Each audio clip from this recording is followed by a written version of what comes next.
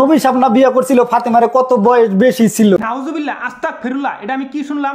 ইমামুল shot, সম্মানীয় ব্যক্তি, সে খুবই জনপ্রিয় সোশ্যাল মিডিয়ায়, সে বলল আমাদের নবী করিম সাল্লাল্লাহু আলাইহি সাল্লাম নাকি মা ফাতেমাকে বিয়ে করেছিল খুব কম বয়সে এবং অল্প বয়সে। এটা কি ধরনের কথা?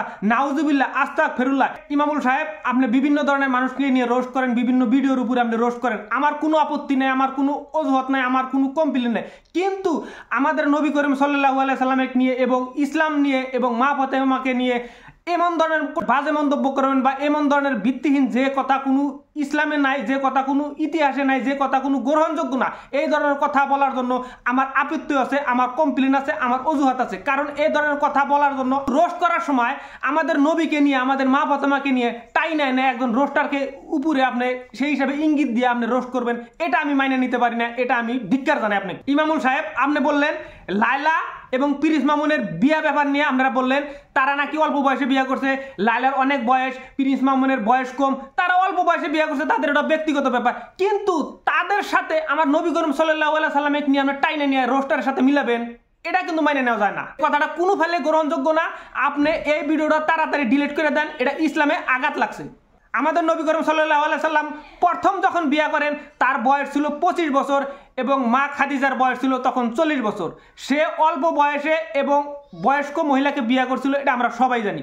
এই উদাহরণটা আপনারা দেন, কিন্তু রোস্টারের সাথে উদাহরণ আপনি তো দিতে পারেন না, এটা ইসলামিক হিসাবে আপনি উদাহরণ দেন। আপনি বাংলাদেশের একটা ভাইরাল বিষয় নিয়ে আপনি আমাদের ইসলাম ধর্ম নিয়ে আপনি রোস্ট করবেন বা ইসলাম ধর্ম নিয়ে আপনি, এটা আমি বাজে মন্তব্যই বলি। কারণ নিজের মেয়েকে বাপের সাথে আপনি বিয়ে দিয়ে দিলেন, এটা কোন ধরনের মন্তব্য? আপনি ইসলামিক ইতিহাস না জানেন, এই ধরনের মন্তব্য করা ঠিক না।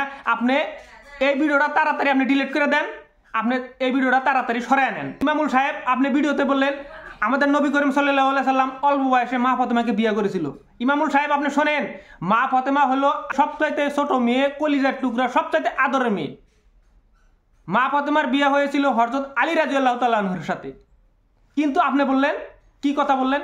আপনি তাড়াতাড়ি তোবা বইরা এই ভিডিওটা তাড়াতাড়ি আপনি ডিলিট করে দেন, কারণ ইসলামের আঘাত লাগছে। লায়লা মামুনকে নিয়ে যে ভিডিওটা করছেন, এই ভিডিওর রেফারেন্স দিতে গিয়ে আপনি আমাদের নবী করিম সাল্লাল্লাহু আলাইহি সাল্লামের যেটা আঘাত দিচ্ছেন সেটা বলার বাইরে।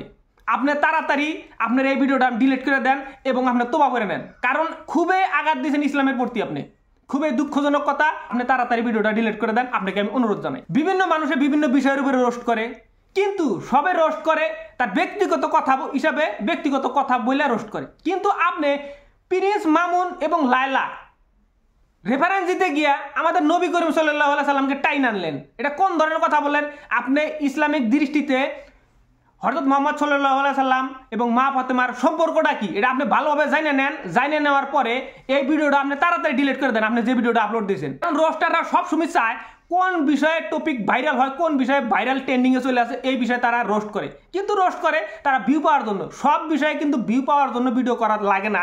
আপনি ইসলামকে আঘাত দিচ্ছেন, ইসলামকে খুবই ছোট করছেন, সেই জন্য আপনাকে আমি অনুরোধ জানাই আপনি তাড়াতাড়ি ভিডিওটা ডিলিট করে হালান।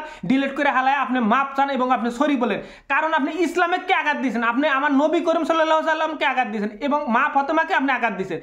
বাপ মেয়েকে আপনি স্বামী স্ত্রী হিসাবে আপনি প্রচার করছেন ফেসবুকে, সোশ্যাল মিডিয়ায়। এটা কতটুক পাপ হয় ইসলামিক দৃষ্টিতে এটা আমি বলতে পারি না, ভালো আলেমরা বলতে পারে। কিন্তু আপনি এই ভিডিওটা তাড়াতাড়ি করে আপনি ডিলিট করে দেন। আমার ব্যক্তিগত হিসাবে বলছি, আপনি যদি এই বিষয়ে ক্ষমা চান, ক্ষমা চাইলে আল্লাহর নবী স্বয়ং খুশি হব এবং ইসলাম ধর্মের প্রত্যেকটা ধর্মপ্রাণ মুসলমান আপনার প্রতি খুশি হব, আপনি যদি ক্ষমা চান। কারণ আপনি ধর্মের প্রতি আঘাত দিচ্ছেন, আপনাকে আমি অনুরোধ জানাই আপনি তাড়াতাড়ি করে ক্ষমা চান এবং আপনি তাড়াতাড়ি করে ক্ষমা চাই আপনি ভিডিওটা ডিলিট করে দেন। তাড়াতাড়ি করে ক্ষমা চাই আপনি তাড়াতাড়ি করে ভিডিওটা ডিলিট করে দেন। আপনার প্রতি এই আহ্বান রাখে আজকে আমার ভিডিওটি সমাপ্ত করছি। যদি ভিডিওতে কোনো ধরনের ভুল ত্রুটি বেদবি হয়ে থাকে আপনারা সবাই আমাকে ক্ষমা করবেন। সবাইকে ধন্যবাদ। আসসালামু আলাইকুম।